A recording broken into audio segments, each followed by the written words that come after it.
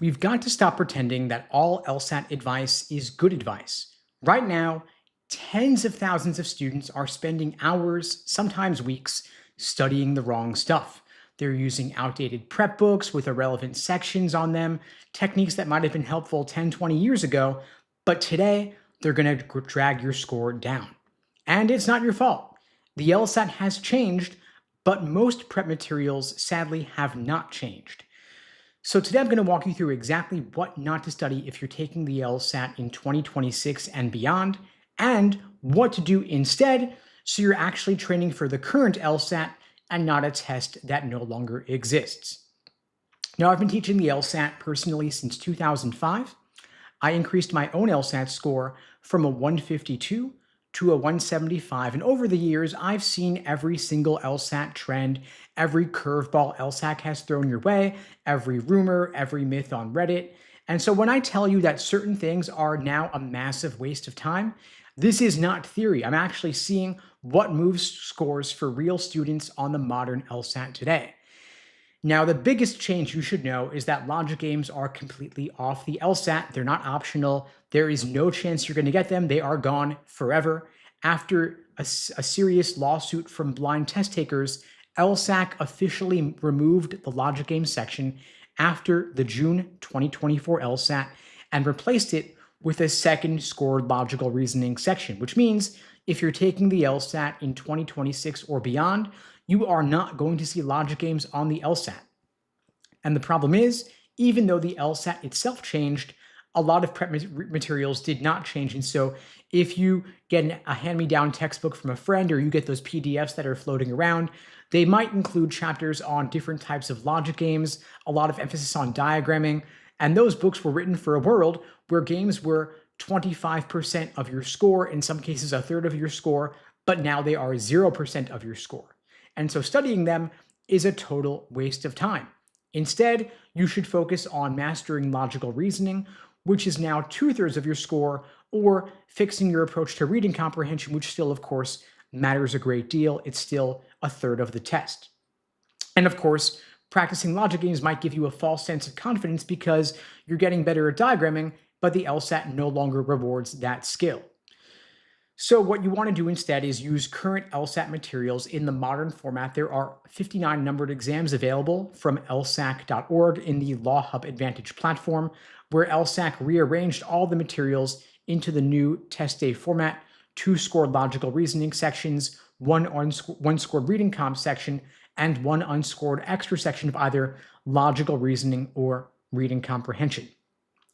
Now, logical reasoning has changed with the removal of logic games. LSAC has incorporated more focus on formal logic, numbers and percentages, in other words, quantitative games style reasoning in the logical reasoning section. Because they can no longer test those concepts in logic games, they're now incorporating them in logical reasoning. And so any gains you make in your understanding of logical reasoning are doubled across the 2 sections, well worth your time. But you can't neglect reading comp either because it is still a third of the test. Now, most students treat logical reasoning as read the argument, find the flaw, and then move on.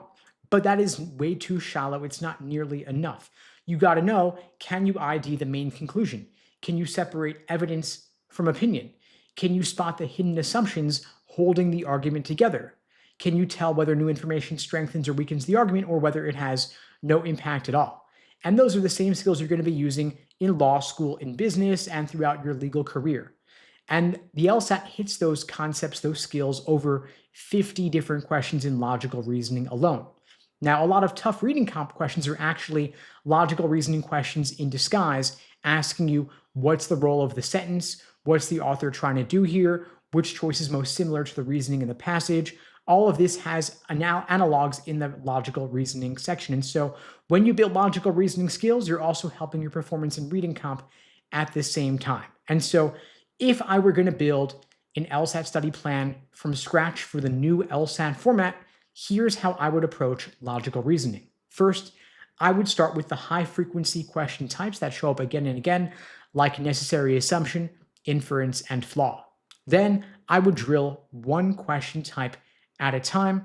For example, 10 flaw questions in a row, 10 necessary assumption in a row, 10 inference in a row to help you see the patterns, the recurring structures when you keep the type constant.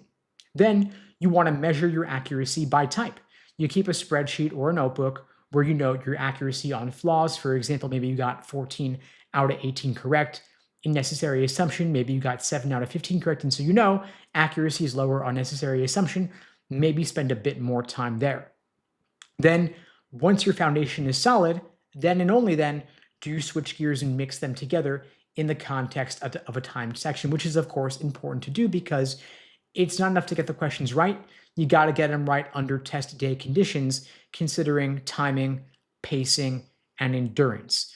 A lot of the time, student scores drop from the practice to the actual, and a big part of that is from failing to properly simulate test day conditions, considering the pacing, the time management, the nerves, the anxiety. And so if you want a 170 on test day, you want your PT average to ideally be 173, 175, so that you got a buffer. In case you have a bad proctor or a tech issue, you're scoring 170 on your worst day and hopefully doing better, assuming everything goes smoothly. But you always want to build the foundation first.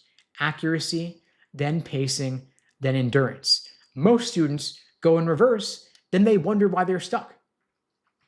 Now, the thing is that logical reasoning is 2/3 of the test, but not all logical reasoning question types are created equal. Some are common and a bit easier to solve. Some are rare and a bit tougher. For example, the big three again are necessary assumption, inference, and flaw. These show up constantly, so you want to invest more of your time here because these are higher yield areas. In contrast, question types like parallel reasoning and parallel flaw are tougher, and they often also show up less frequently. They're longer, they're more abstract, they're full of choices that all look vaguely correct. So if you're anywhere below a 165, it makes a lot more sense to master the common, quicker types first, then and only then transition into the tougher types. And once you're in the 165, 170 plus range, and you're pushing for a 175, then yes, of course, tackle the harder, rarer types. But early on, foundation first with those big three, necessary assumption, inference, and flaw, and get to the fancy stuff later. Now, everyone's favorite villain is reading comprehension. Most students either panic and say to themselves, I'm just bad at reading, or they overcorrect and spend way too much time brute forcing the passages. You've probably seen people reading The Economist cover to cover for practice or spending 90 minutes on a single reading comp passage, but none of that works and it usually just burns you out. Highlighting every word is a complete waste of time.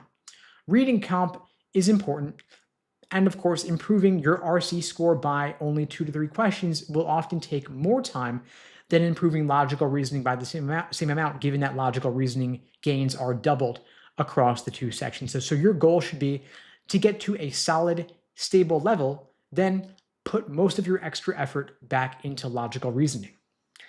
Now, most reading comp questions are not testing vocabulary, memorization, or your love of dense reading. They're testing your ability to understand the structure of the passage. Every reading comp passage is built out of a few predictable elements. First, the main point. What is the author really trying to say? Then you've got tone. Is the author neutral? Are they critical, skeptical, excited, or are they cautiously optimistic? Then you want to ask yourself, what is the purpose of each paragraph? Is it background, counterargument, an example, a proposed solution? Then you also want to know, what are the relationships between the different viewpoints and opinions being expressed? Are they covering competing theories? Is one view refining another? Are they agreeing or are they disagreeing? If you can answer those few things, you then don't need to memorize every name, date, or example. You've just got to have a mental map of the passage. And that's going to make the questions so much easier. Now, here is a simple reading comp system I recommend. First step is to read once actively. You're not skimming, you're not obsessing. On your first read, you just focus on the structure. You want to ask yourself, what is this about? What is the author trying to do? Then after you read each paragraph, you summarize in just 5 to 7 words. You summarize the introduction of the problem and the context, the historical background, the author's critique of the old view, and their new proposal and the implications of that proposal. This is basically a quick outline. Then you're answering the questions in a very specific order, from global to local to inferential. You want to start off with the global questions first. Main idea, primary purpose, the tone, the overall attitude. Then you get into the local questions with details, paragraph functions and line references, supporting examples. Then the inferential and analogy type questions that ask you to read between the lines or match the patterns. Then you reread, but only with a purpose. You're not going to reread the entire passage every single time you feel unsure. First, you try the question using your mental map. Then, if you go back targeted to a specific paragraph, a specific line range, and a specific idea. You also want to keep a mistake log for reading comprehension as well, just like you do in logical reasoning. Every single time you miss a passage, you ask yourself, did I misread it? Did I misunderstand the question? Did I fall for a classic trap answer like it was too strong, out of scope? Was it half right but also half wrong? Whatever the mistake was, you want to write it down because over time, you're going to see the patterns in how you're missing the questions, not just which ones you're missing. Now, one of the biggest mistakes I see is when students burn through valuable limited practice tests. There are only so many relevant practice tests in the new format. When LSAC removed the logic games section back in June of 2024, they cut out basically a quarter of all practice material. So we went from having 90-ish exams to having only now 59 numbered exams. So a lot of the older material became outdated or irrelevant, and when they remixed them, it reduced the number of practice tests. And so the pool of truly relevant modern format LSATs is smaller than most people realize. And so taking 2, 3, 4 exams a week is probably not the move for the vast majority of people, I'm sad to say. You want to do fewer exams and review those in more depth. So you want to do the practice tests only after you have fixed your weaknesses, built up your accuracy, and learned how to review properly. When you redo an exam, your score will automatically be inflated. In other words, your memory will contaminate the results even if you don't want it to. So treat your practice tests like gold. You spend it carefully, and then you hope the payoff is going to be worth it, and you take them when you expect the payoff will, in fact, be worth it. And the reason for practice tests is not to burn through material to test yourself. It's to learn from your mistakes. You want to assess yourself. The practice tests tell you what's working in your prep, what is broken in your prep, where your timing is shaky when it falls apart, and whether your endurance is going to hold up. Practice tests by themselves will not magically fix the root causes of your issues.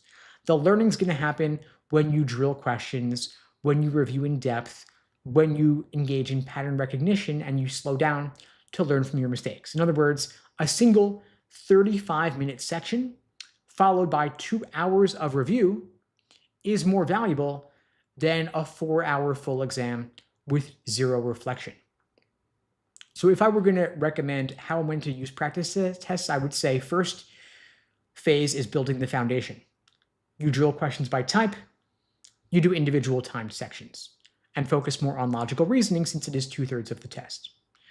Then the next phase, you integrate more sections, ideally doing 2 of them back to back occasionally to build up your endurance. And you keep drilling your weak areas on the side. Then finally, phase 3, you're doing full-length timed exams, 1 or 2 a week, maybe 3 in a week only if you're taking full exams and studying full-time for the LSAT, no other obligations, you're not working, you're not in school. You are simulating real test conditions with the timing, the breaks, the testing environment, but you always want to spend more time reviewing the exam than you do taking it. And for every question you get wrong, you use the Socratic review method. You're not just checking the answer key. You're asking yourself, what type of question was it? What answer did I pick and why did I pick it? Why is that choice wrong? Why is the right answer actually correct? What trap did I fall for? Was it too strong? Was it out of scope? Did I misread the conclusion? If you're taking full tests, but not reviewing them properly, you're not really studying. Now, a lot of students will take a cold diagnostic just to see where they're at before diving in, but that is oftentimes discouraging. especially if your score is, say, a 140-ish or so. A cold diagnostic with zero studying just tells you what you already know, which is that you have not yet learned the language of the LSAT, but of course you can with time. So if you want to take one to use it as a benchmark to later measure your future progress, that's fine. But don't take it as an indication of your abilities, your potential, your self-worth, your intelligence. It is none of those things. The LSAT is a test of how much you studied for it. Simple as that. And a cold diagnostic is only a benchmark of how much further you have to go. It could serve as motivation, but leave it at that. But otherwise, it will destroy your confidence and it'll waste a perfectly good practice test. So if you want to do one of them, that's fine, but leave it at that. The LSAT is testing a very specific way of thinking under serious timed pressure. It just tells you you haven't studied yet, you haven't learned the patterns yet, you don't know the strategies yet, but you can, of course, learn them over time. So you first want to learn the structure of the test. What are the sections? What are the question types? How are each section of the sections scored? You do a few sample questions with the explanations, maybe one logical reasoning question, one reading count passage, a couple of questions, and you see how the official explanations break things down. You pick one common logical reasoning question type like necessary assumption and do a small handful of them. Once you get the basics down, then you do one timed section and you review that section deeply. You look at where you ran out of time, what question types tripped you up, and what confused you. And only after you have some foundation does it then make sense to do a full practice test as a diagnostic.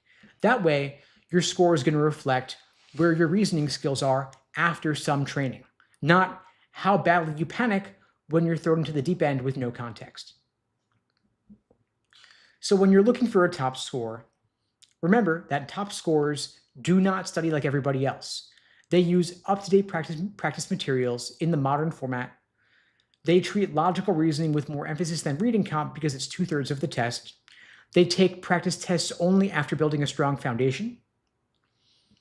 And they bring reading count to a solid, efficient level, and then they move on. They also treat practice tests like scarce resources to be saved only when useful, not as infinite practice worksheets or drills.